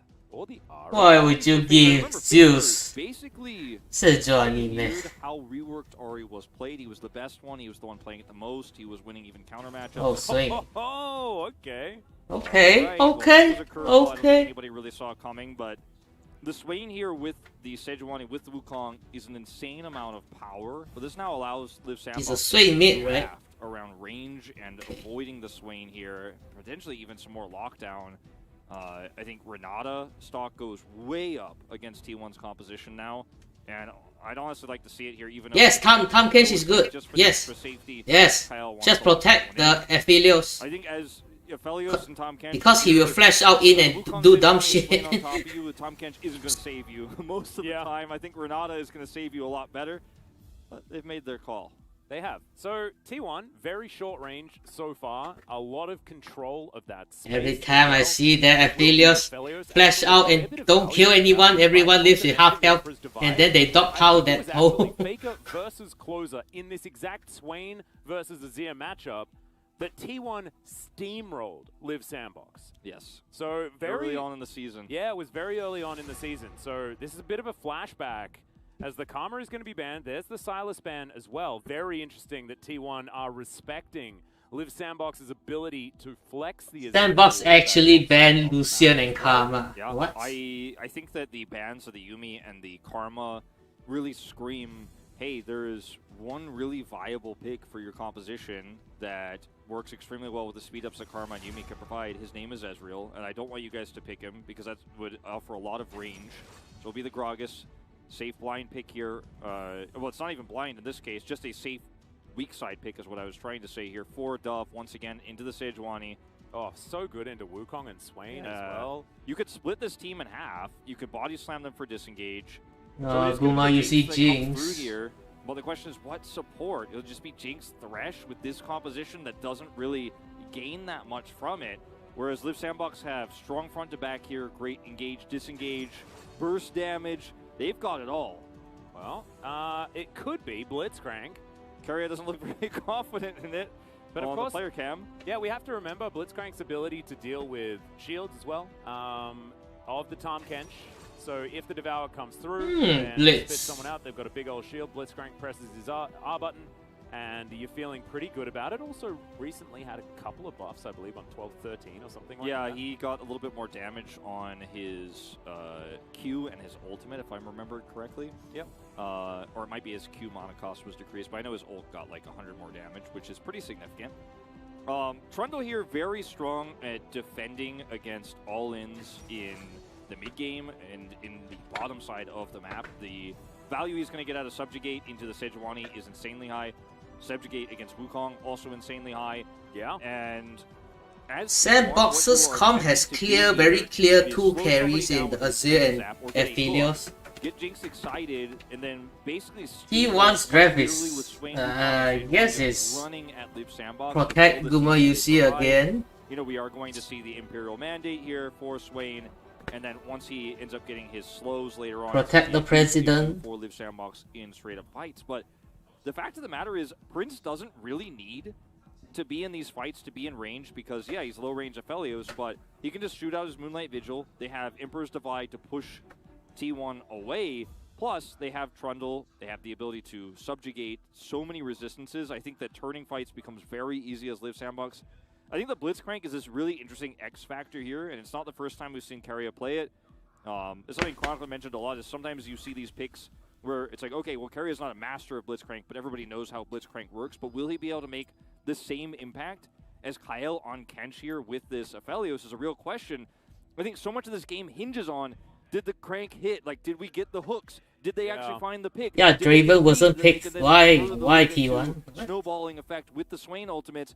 Because I think if this team comp falls behind even slightly, we might even have a more one-sided game than the last one because the team composition of Liv Sandbox is so much more versatile.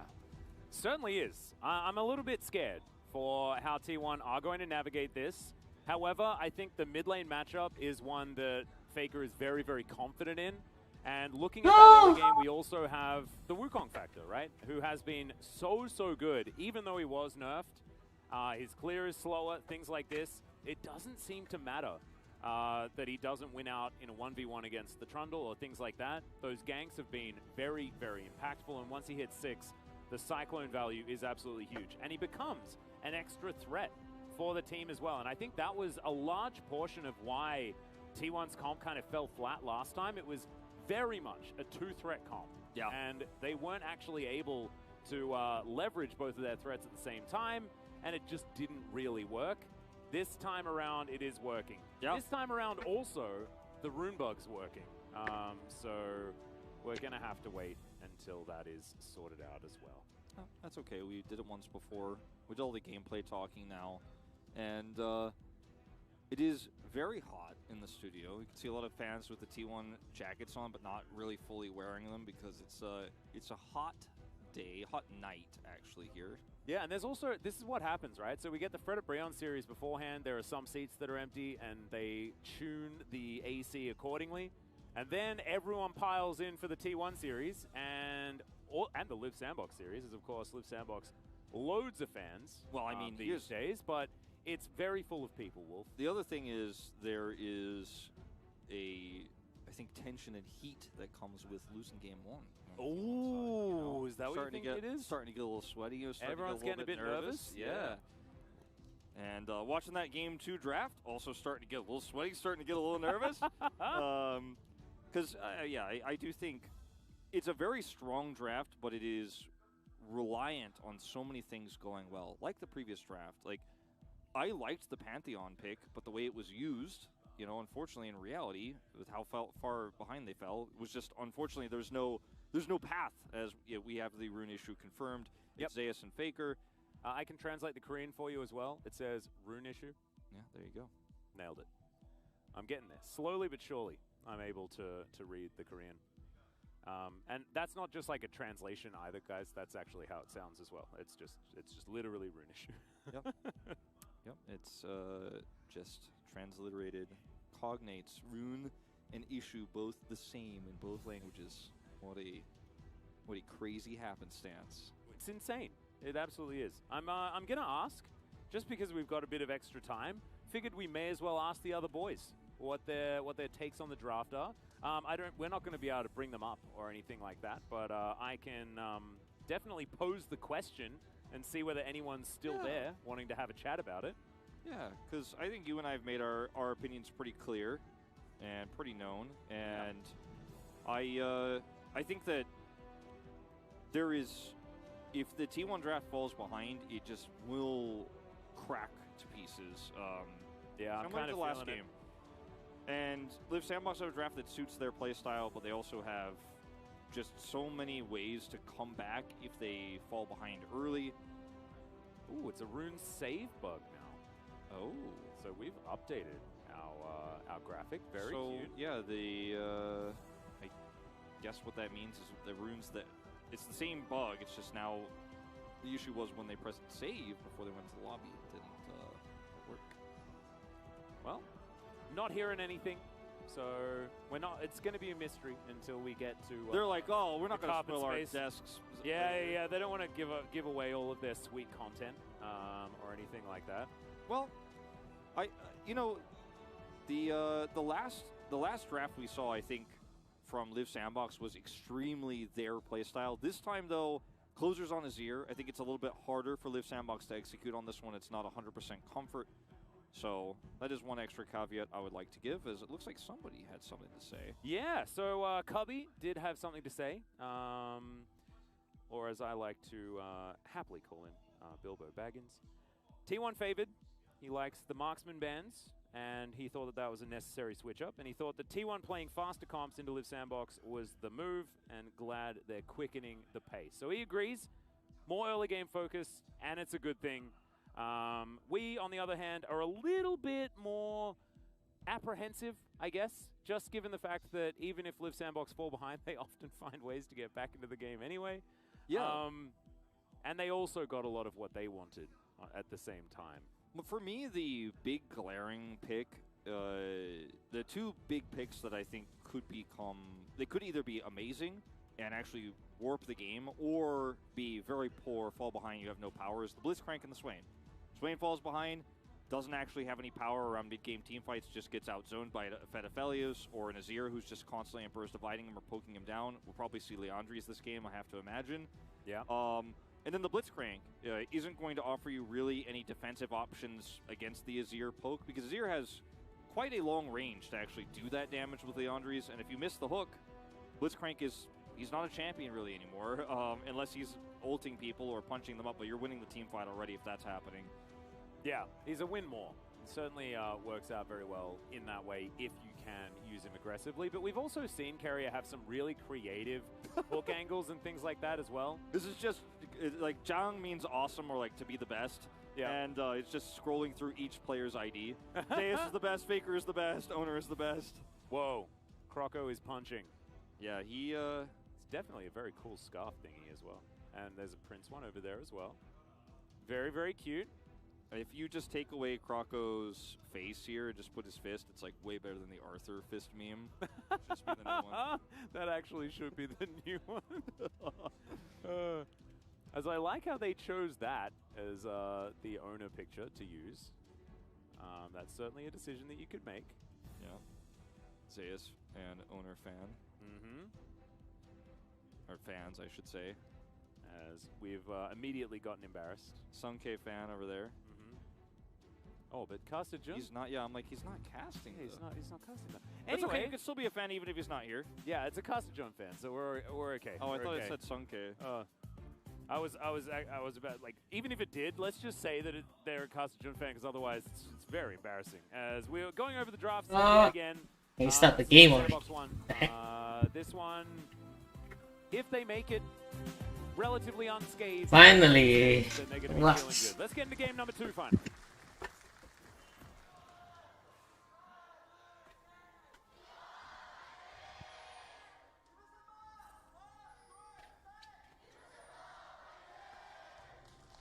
All right, here we are. Finally, all of the runes absolutely sorted out as T1 move over to the blue side. This has been their most successful side so far, as I haven't seen this Blitzcrank skin in competitive thus far. It looks like the skin, that old Blitzcrank skin, where it's not actually attached, the arm just goes out, which I Oh, really, the eye Blitzcrank? Yeah, the one that was like disabled for forever because it was actually broken? I really didn't like that one.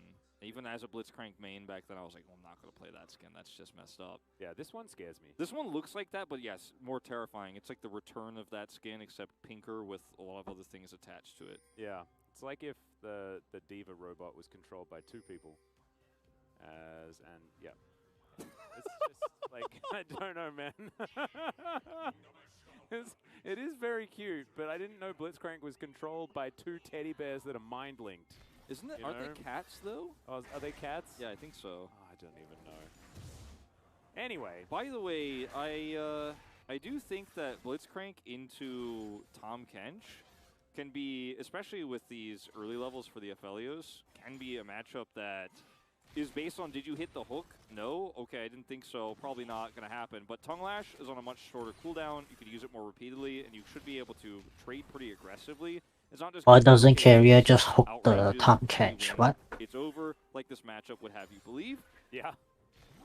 He don't give a damn. Thing that has been working out thus far. Lick. Area is still holding on to that hook, or at least holding on to all of his buttons. Why you don't want the hook? Skilled in anything yet. Wanting to make sure that he has anything available that he might need. As Aphelios is on a 6-game losing streak. Prince is on him as well. Yeah. Prince not having the greatest win rate on this champion, but has played a ton this season.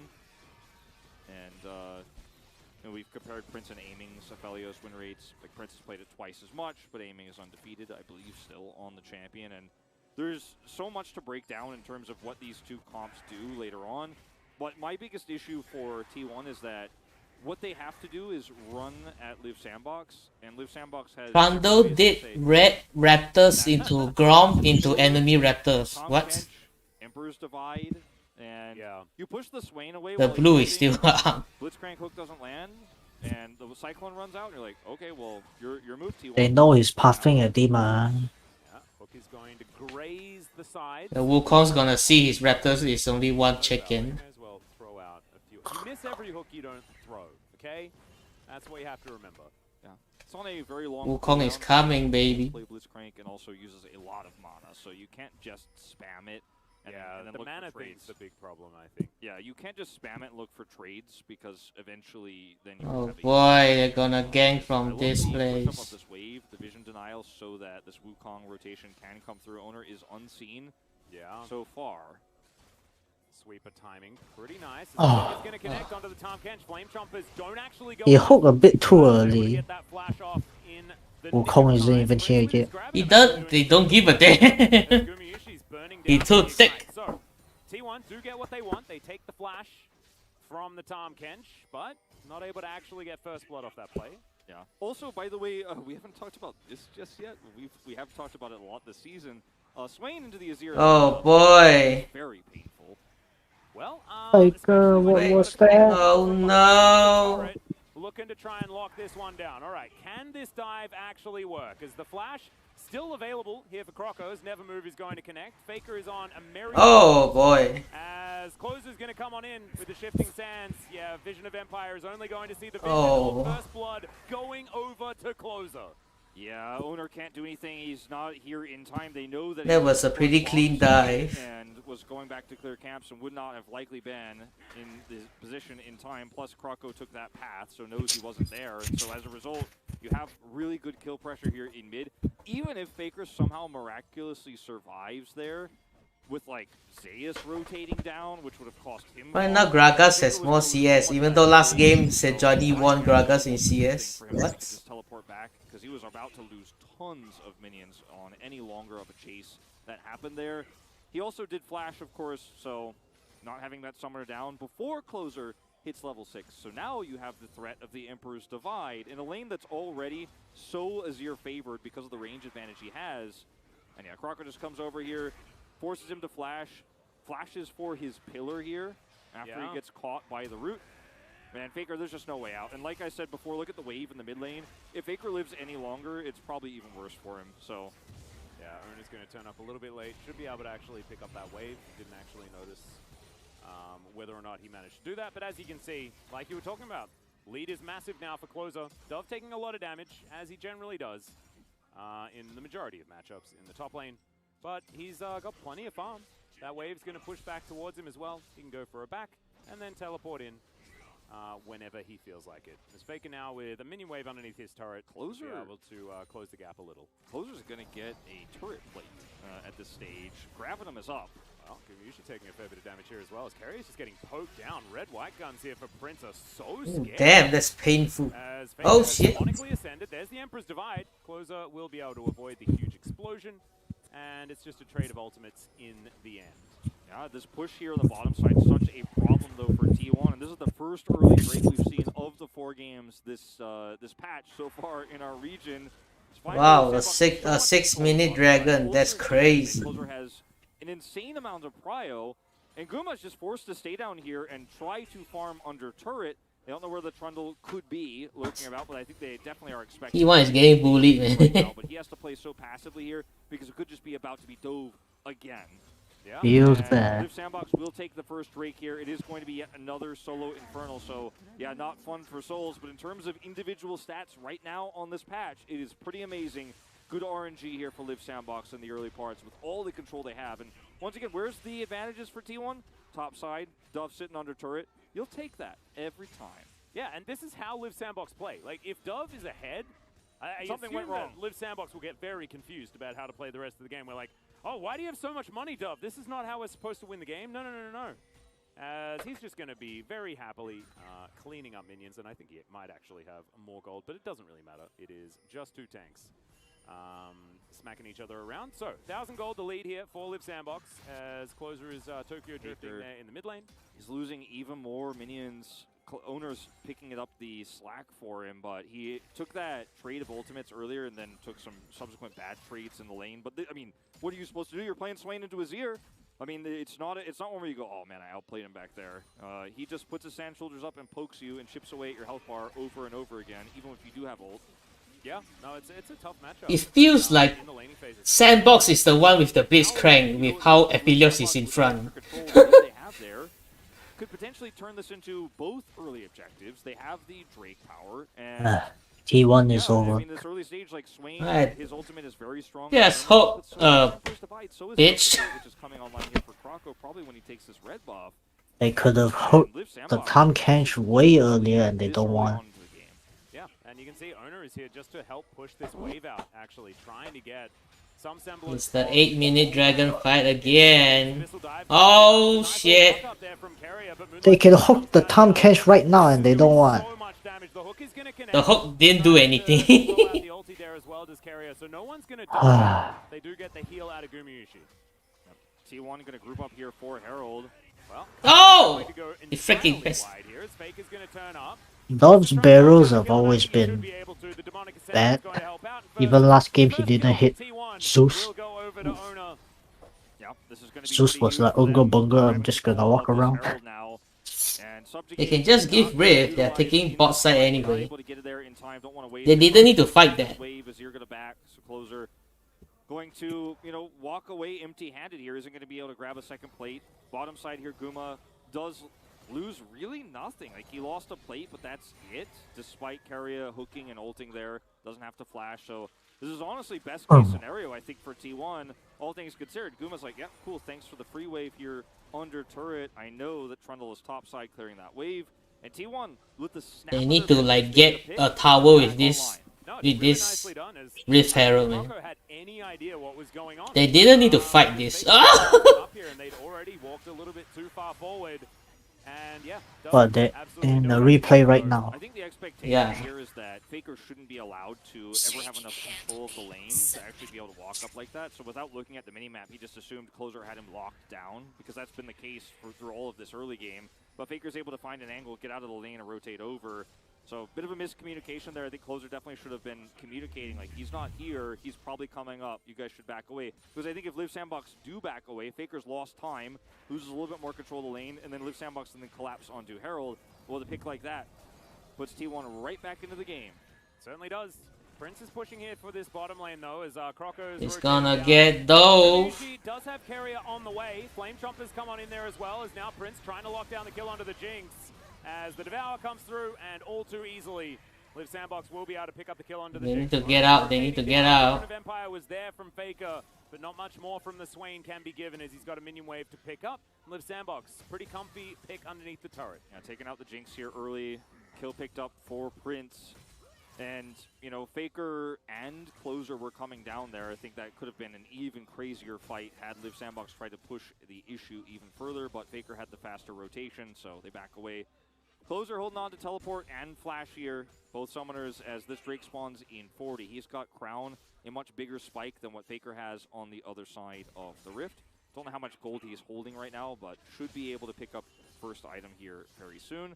Question is, will he be able to do it and get this Imperial Mandate before the break? Keria. The thing is, that's way less valuable than first item Crown in terms of a It's a 3-man team fight at this stage. Yeah, as all this... Oh shit.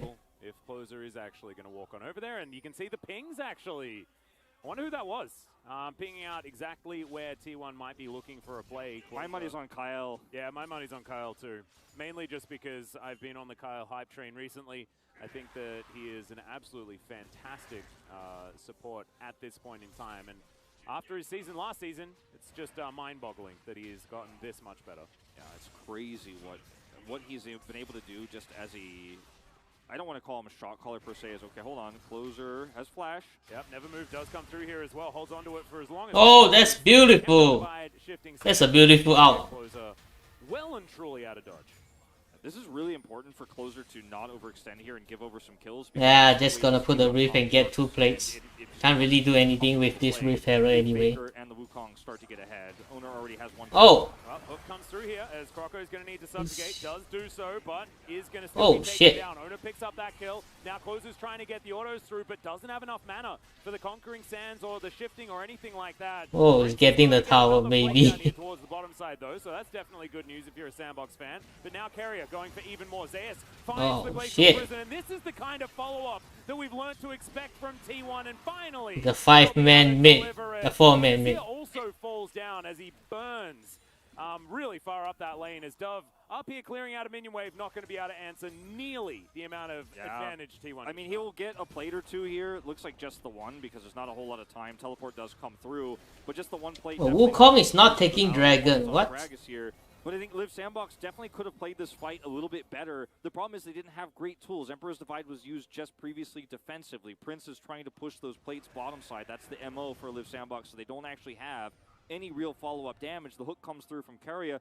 Finally, hits a big, impactful one.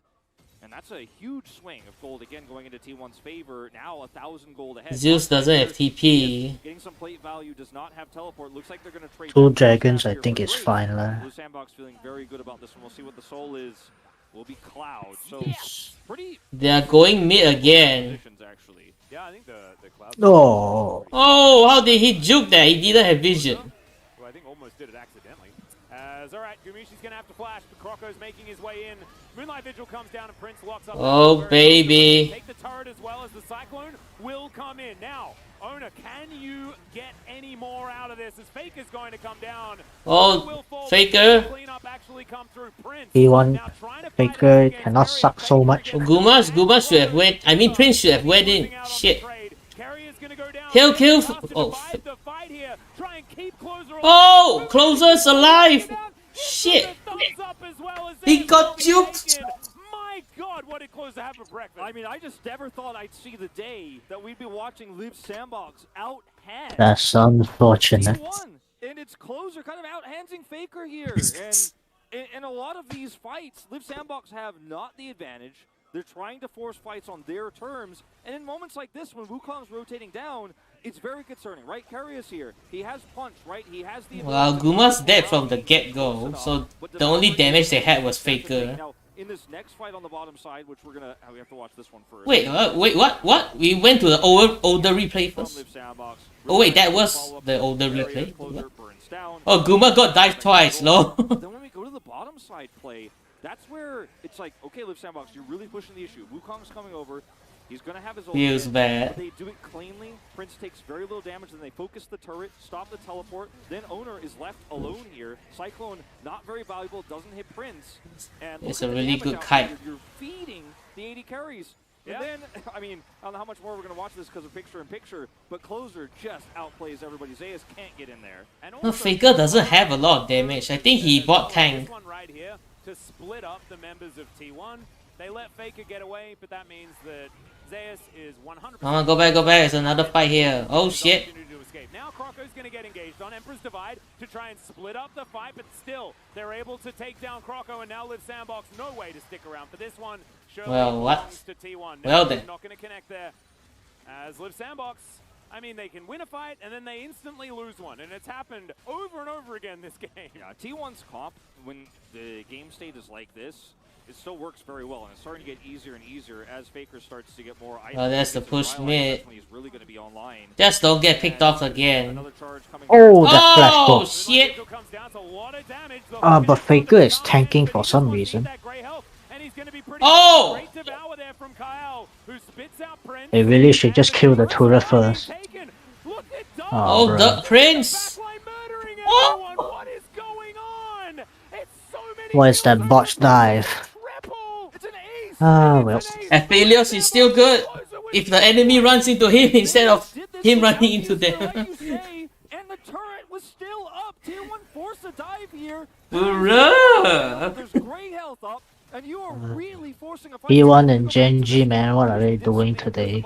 Low impact here. Croco does not get to really. Why are they Oh. making unforced Does errors? get picked off here. Nice snipe coming through. But this fight is over just there. Now, they really want to force the issue here and try to get this inhibitor Oh, turret down. shit. But look at how little hits. Remember, Azir is not Oh! The hook comes through, but turret's still up. Turret's still up. Baker's pushed away. Doesn't have his ult up here. Cyclone, not good enough.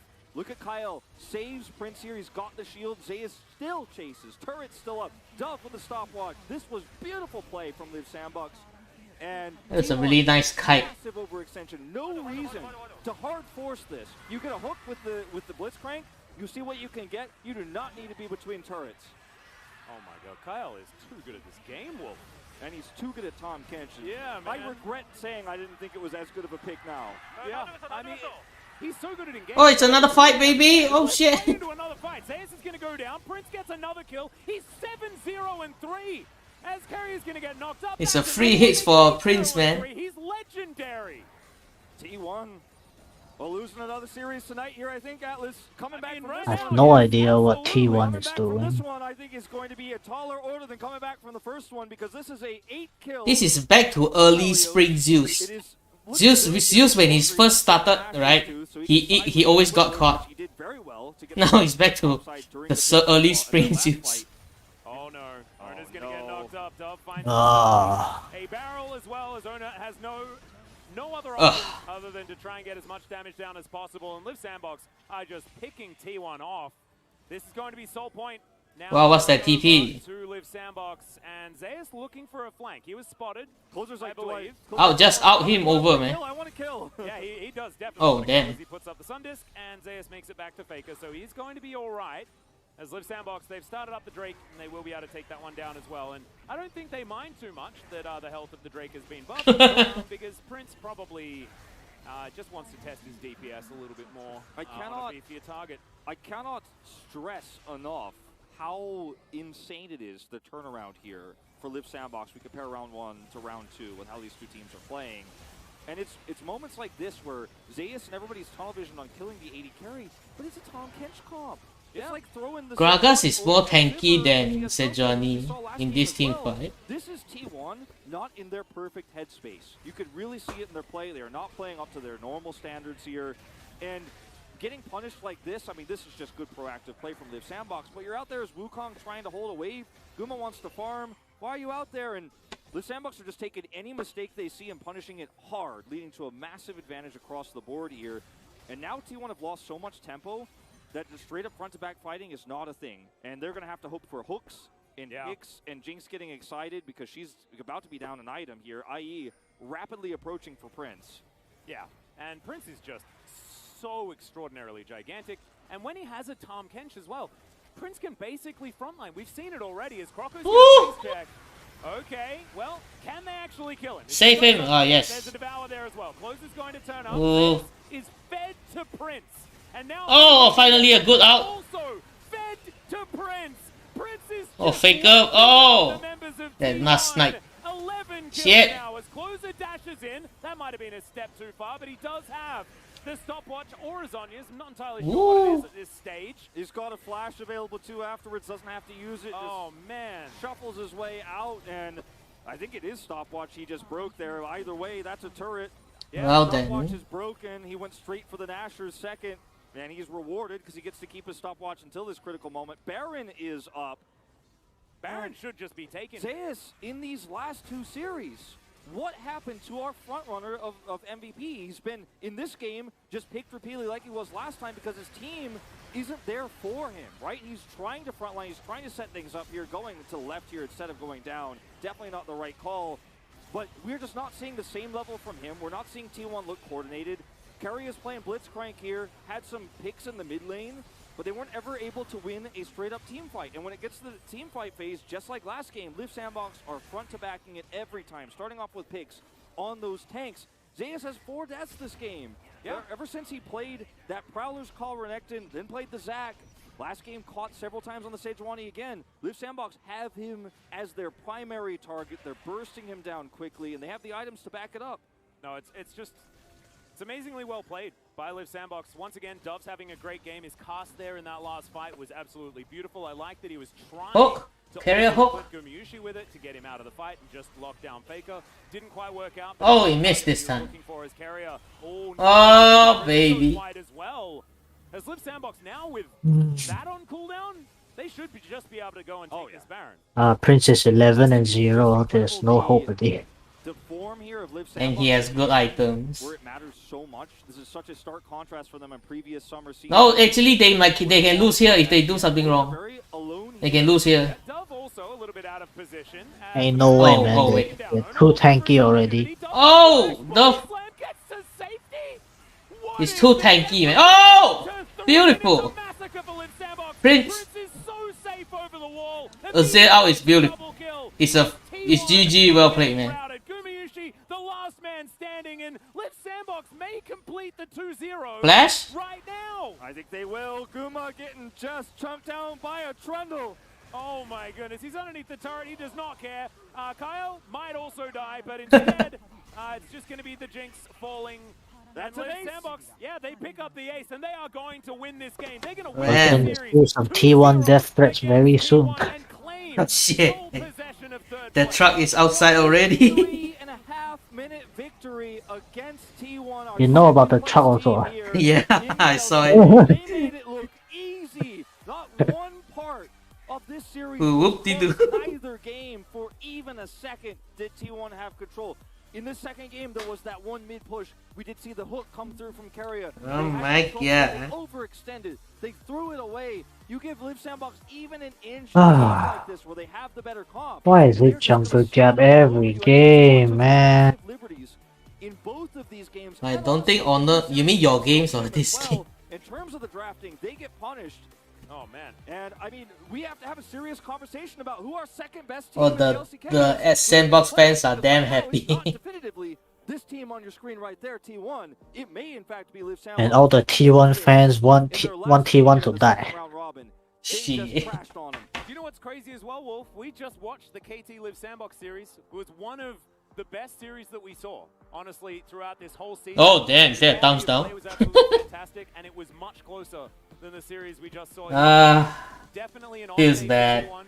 You have to say that. You can't judge a team purely based on their most recent best of 3, but still certainly worth some eyebrow raisers as Prince If we gives us his famous pose. if we make the expectation talking about Oh wait, I forgot to close I'm that just gonna thing on top, though. bring it out there right now. Some extra ceremonies. Shit. He's like, nah, it's not about me. Well, actually, a lot of that game was about Yeah, you. Kyle, that is definitely about you. I'm hoping voted that we for him. see some Tom Kench votes. I voted for 100%. him. Nice, nice.